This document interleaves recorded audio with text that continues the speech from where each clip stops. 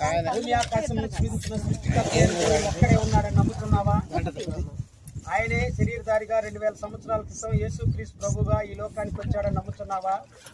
ఆయన మానవుల పాప పరిహారార్థమై శిలువ మరణం పొంది 3వ దినమున పునరుద్ధారుడై లేచినాడని నమ్ముతున్నావా? లేచిన ఆయన 40 రోజుల తర్వాత అందరూ చూస్తుండగా మేఘమండలం మీద పరలోకానికి వెళ్ళాడని నమ్ముతున్నావా?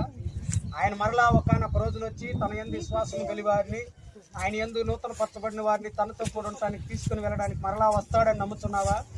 ఆయన వచ్చేంత వరకు మరణ పర్యంతం